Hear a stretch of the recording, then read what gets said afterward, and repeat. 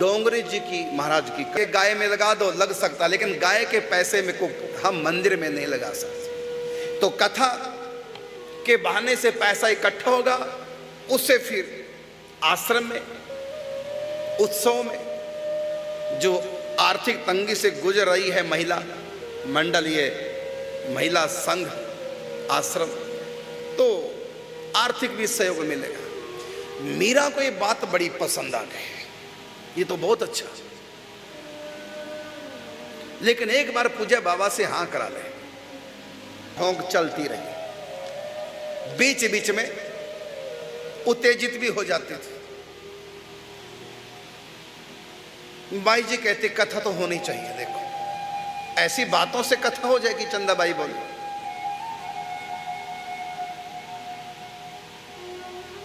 कथा होगी, कैसे सब व्यवस्था होगी, कैसे दान दक्षिणा की पूर्ति होगी, कितना खर्च होगा, तुम तो अपने कमरे में चली जाओगी, और ये तो छोरी है छोटी सी, इसको भी कोई कुछ नहीं कहेगा, आप अपने कमरे में चली जाएंगी, आप तो भावना में रहेंगी, लोगों की ताने मुझको सुनने हैं, सारा हिसाब किताब मुझको करना है, ये लेन देन मुझको करना पड़ेगा, गले मेरे पड़ेगा सारा कुछ, और मेरे बस की।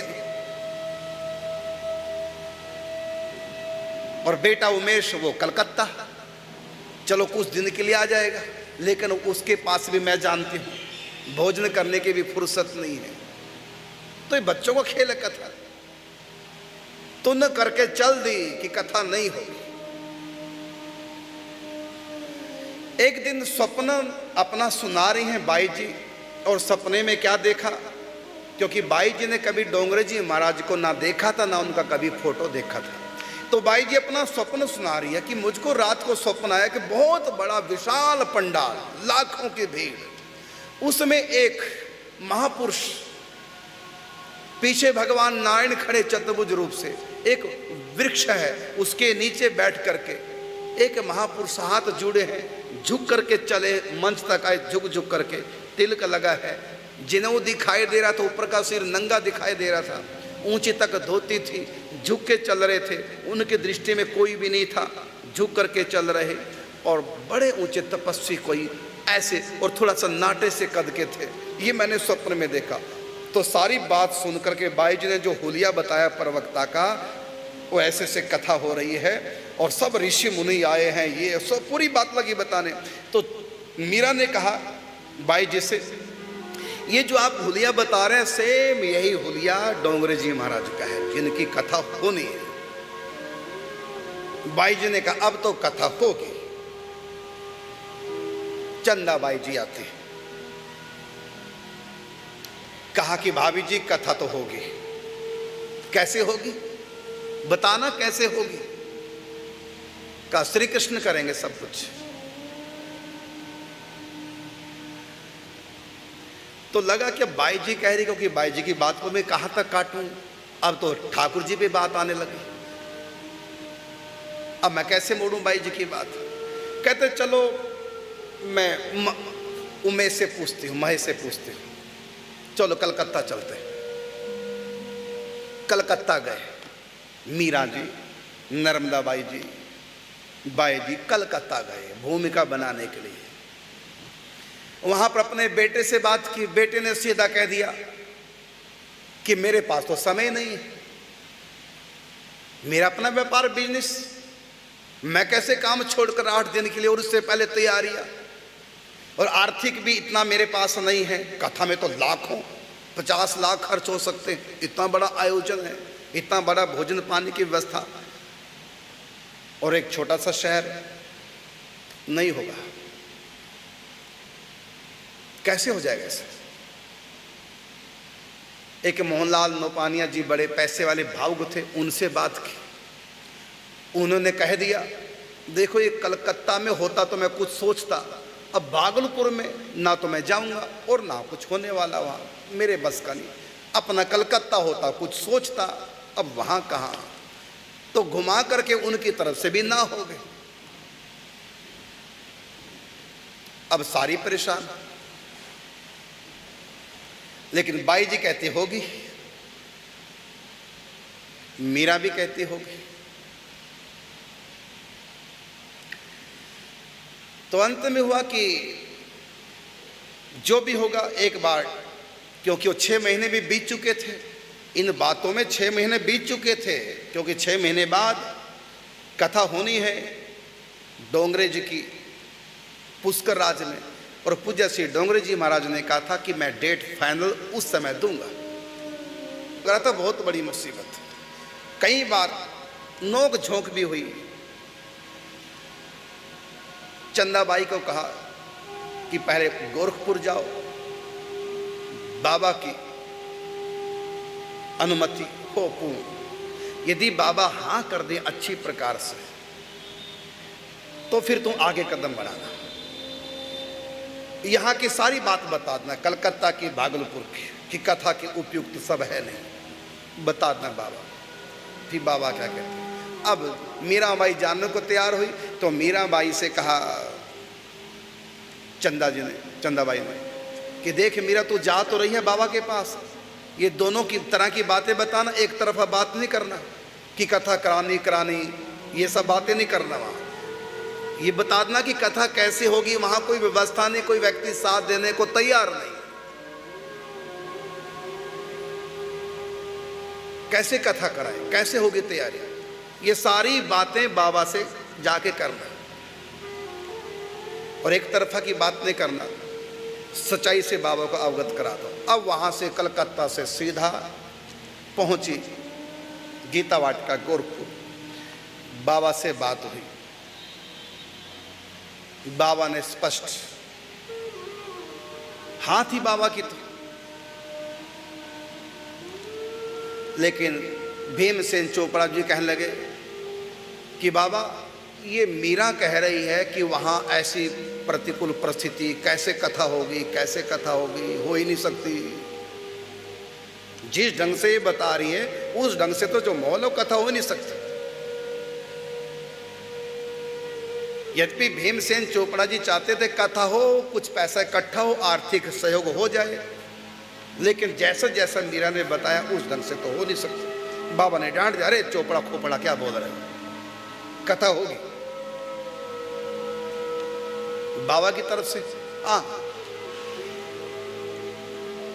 तो बाई जी ने चलते समय मीरा बाई से कहा था कि यदि काम बन गया वहां, हाँ बाबा ने पूरी कर दी, तो फिर आगे भी चली जाना। आगे का मतलब पुष्कर राज कथा में डोंगरे जी से तिथि ले लेना। अब यहां हो गया पूरा, और गई मीरा जी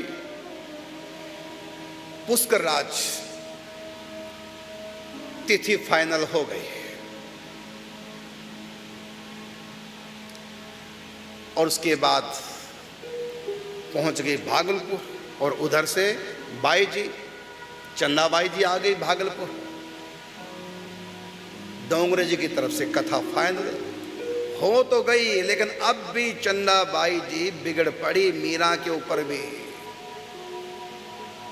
इतनी बड़ी आगे तक बात बढ़ा दी, औकात नहीं छाछ की और अमृत की अभिलाषा, और मीरा को लगी डांटने, तू आगे से आगे बात बढ़ाती जा रही है, आगे से आगे, बताओ डोंगरे जी महाराज तक बात, डेट भी ले आई, होगा कैसे सब, पता नहीं किसकी सह पे चल रही है। डांट दिया मीरा को, नहीं होगी कथा। बाई जी ने कहा चंदाबाई जी से कि देखो, जब तक आप नहीं कहेंगे, आपकी अनुमति नहीं होगी, सचमुच में कथा नहीं होगी, आप अनुमति देंगे तभी कथा होगी, का मैं कोई अनुमति नहीं दूंगी, हिसाब तो मुझको करना है ना, और जब कथा में सब कुछ नहीं होगा और उल्टा किसी महापुरुष को बुलाएं, व्यवस्था नहीं हो पाएगी, अपमान होगा, ताने तो सब मुझको सहन करने पड़ेंगे, नहीं होगी कथा। और तुन करके उठ के चल दी चंदाबाई। मीरा ने बाई जी से कहा कि बाई जी आपने क्या कहा कि आप माँ जी के बारे में कि आप यदि हाँ नहीं करेंगी तो कथा नहीं होगी, तो क्या कथा होगी नहीं? मीरा से कहा बाई जी ने, देखो कथा तो होगी। अब भाभी जी की हाँ में हाथ थोड़ा मिलाना, मैं सोचती हूँ कि वो जब हाँ कर दे तभी मैं आगे कदम बढ़ाऊं। कथा तो मीरा होगी तो घबरा मत। मैंने भाभी जी की हाँ में हाँ नहीं मिलाई, कथा तो होगी, लेकिन मैं चाहती हूं कि भाभी जी जब तक हाँ ना कर दे उनकी भी हाँ करवानी। और एक मर्यादा भी है, जो भी हमारे अंग संग साथ रहते हैं कोई भी काम करें, यदि एक व्यक्ति मना करता है उसको भी कैसी करके मना ले। ये नहीं कि यदि तू नहीं चाहता ना कर, हमारे पास बहुत वोटें हैं, सब की हाँ एक तुम्हारी हाँ नहीं है, हम तुम्हारी परवाह नहीं करेंगे, सब लोग हाँ करें, कथा करवा लो, ऐसा नहीं। बाई जी का भी संकल्प था जब तक भाभी जी हाँ नहीं करेंगी तब तक कथा नहीं होगी। अब हाँ करवानी है कैसे भी करके। तो एक दिन भाभी जी से चंदाबाई से कहा, लेकिन यदि आप हाँ कर दें तो मैं प्रसन्नता से आगे कदम बढ़ाऊंगा, मीरा का उत्साह बढ़ जाएगा, क्योंकि कथा हम नहीं करा रहे हैं, कथा श्री कृष्ण करा रहे हैं उन्हीं की तरफ से। और फिर बाबा के भी तो हाँ है, जब बाबा ने हाँ कर दी तो कथा कैसे स्थगित हो जाएगी। लेकिन इतना सच है, जब तक आप हाँ नहीं करेंगे। अंत में कहा कि ठीक है, करती हूं प्रयास। फिर कलकत्ता के लिए रवाना, और फिर वहां पर लोगों से मिलना। तो कई लोग उत्साह बढ़ाते थे, कई लोग उत्साह खत्म कर देते थे, लेकिन मीरा के पास सब था पूज्य बाबा का और पूज्य बाई जी का, ये सहारा था। कई जगह अपमान सहन करना पड़ा, कई जगह कहते ऐसे कैसे हो जाएगा, ये कोई साधारण बच्चों का खेल है कथा कराना, वो भी डोंगरे जी महाराज की, जहां पर देश विदेश से लाखों लोग इकट्ठे होते हैं, उनको संभालना ही बच्चों का खेल है। तो छोकरी कराएगी, उस समय आयु कम थी मीरा जी की। तो कई लोगों ने उत्साह डाउन किया, कई लोगों ने कहा हमारे बस का नहीं, हम साथ नहीं देंगे, और कईयों ने कह दिया कि भाई हमारे पास समय नहीं है, हमारे पास काम धंधे, हाथ रसीद कटवा लेंगे। तो हर प्रकार के, तो ऐसे भी लोग मिले जिससे कि उत्साह जीरो हो जाए, लेकिन पीछे हाथ था पूज्य राधे बाबा का और पूज्य बाई जी का। तो मीरा को विश्वास था जब बाई जी की हाँ है, जब बाबा की हाँ है, कोई मेरा कितना भी उत्साह डावाडोल क्यों ना करे, मैं निरुत्साहित नहीं होंगे, ये होगा कार्यक्रम। परीक्षा होती है, तो जब भी ऐसी परेशानी आई जिससे कि लगे कि अब कथा होगी नहीं, लेकिन फिर भी सहती गई, आगे बढ़ती गई, अनजानों से भी मिली, जानकारों से मिली, कहीं हाँ कहीं ना, कई लोगों ने कहा ठीक हम करेंगे। ऐसे 5-10 तो बड़े बड़े सेठ तैयार हो गए धीरे धीरे, और अंत में व्यवस्था हो गई। एक बात मैं कहने से चूक गया तो मैं आपको बताना चाहूंगा। जब भीमसेन चोपड़ा जी मीरा जी बात कर रही थी पूज्य बाबा से, तो उस समय बाबा ने कहा था ये जो मीरा है ना छोरी, ये 25 लाख रुपए देगी। बाबा ने कहा था चलते समय, ये जो छोरी है मीरा, ये देखना महिला संघ को ये 25 लाख रुपए देगी। मैंने बाबा ने भविष्यवाणी कर दी, सब कुछ निमटा करके, सबका देके, टेंट वालों का, भोजन पानी का, सबका लेन देन, ब्राह्मणों का सबका लेन देन करके, और 11 लाख रुपए जो देने वो भी सब कुछ दे करके लास्ट में बचना है 25 लाख। ये बाबा ने 1 साल पहली भविष्यवाणी कर दी और कहा कि मीरा 25 लाख रुपया देगी। और सचमुच में इतनी विघ्न बाधा कोई कम नहीं आई, और अंतिम विघ्न था कि जहां पर कथा होनी थी उसे 10 दिन पहले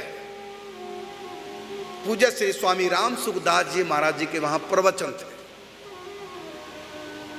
तो प्रवचन की पूर्णाहुति के ठीक 10 दिन के बाद पूज्य डोंगरे जी महाराज की कथा, बीच में केवल 10 दिन का समय, और जबकि चाहिए था कम से कम 15 दिन का समय, क्योंकि टेंट को उखाड़ना, छोटा टेंट था पहले, पूज्य श्री राम सुखदास जी महाराज जी के उस मैदान में कथा थी, प्रवचन थे उनके, तो टेंट उखड़ेगा, मंच उखड़ेगा, लाइटों की व्यवस्था उखड़ेगी, उसके बाद दोबारा से मंच लगना, और बहुत विशाल पंडाल जिसमें लाखों लोग एक साथ कथा श्रवण कर सकें। तो दिन है केवल 10, 2-3 दिन में तो ये टेंट उखड़ेगा पहले वाला, और कम से कम 15 दिन चाहिए, दोबारा से टेंट विशाल लगे, लेकिन समय केवल 10 दिन का। अब ये सबसे बड़ी मुसीबत आ गई। यहां तक था कि अब डोंगरे जी की कथा का जो समय यदि हो सके 5-10 दिन पीछे कर दो, क्योंकि तैयारी है ही नहीं। 3 दिन रह गए कथा में, मंच नहीं लगा, टेंट तो लग चुका, मंच नहीं लगा, व्यवस्था नहीं, कुर्सियां नहीं, कुछ भी नहीं, और 3 दिन में ये सब हो ही नहीं सकता। कम से कम 1 सप्ताह चाहिए। और फिर अंत में कहा ऐसा करेंगे, बाकी व्यवस्था तैयारी बाद में होते रहेगी, कथा शुरू कर देंगे अधूरे पंडाल में ही, बाद में सब होता रहेगा। तो लोगों ने कहा ऐसा कैसे हो जाएगा, इतने बड़े संत भक्त आ रहे हैं, सब लोग बाहर से आ रहे, पंडाल अधूरा होगा, बैठने की व्यवस्था नहीं होगी, मंच की सज्जा नहीं होगी, ऐसे ये कोई सत्यनारायण की कथा घर में कोई करा रहा है, ऐसे कैसे हो जाएगा। समय बचा 3 और चाहिए समय कम से कम 7-8 दिन का। इससे पहले तैयारी, सारे परेशान, मीरा परेशान। बाई जी पहुंच गई भागलपुर से, बाई जी ने बीच वाली बात कर दी। मीरा से कहा सावधानी पूर्वक काम करना, नहीं तो सारा खेल बिगड़ जाएगा। इतने दिनों से तैयारी, महीनों से चल रही है, सावधानी पूर्वक। तो कहा कि कैसे सावधानी, 3 दिन में तो सब नहीं होने वाला है, हो जाएगा, सावधानी बरतो, प्रयत्न करो। और फिर जो किसने सोचा नहीं था वो हो गया। ऐसे लगने लगा जब तैयारी करने लगे, कहां से आ गए 25 व्यक्ति, ऐसे लग रहा था 4-4 हाथ लग गए क्या सबके। जैसे विश्वकर्मा ने श्री कृष्ण की कृपा प्राप्त करके थोड़ी देर में ही द्वारिकापुरी बसा दी। लोग तो देख करके हैरान हो रहे थे कि कल तक क्या था, आज क्या हो गया, ये रातों रात किसने किया, रातों रात जा करके ये कौन कर गया, कैसे हुआ, सब हैरान। उन्हीं में पावर भर दी। सब सेठ साहूकार, फैक्ट्री वाले, दुकानदार, किसी के पास इतना समय नहीं था, अकेली परेशान। साथ में पूजा श्री भाई जी के दोहित्र चंद्रकांत जी। बस विश्वास था कि सब होगा।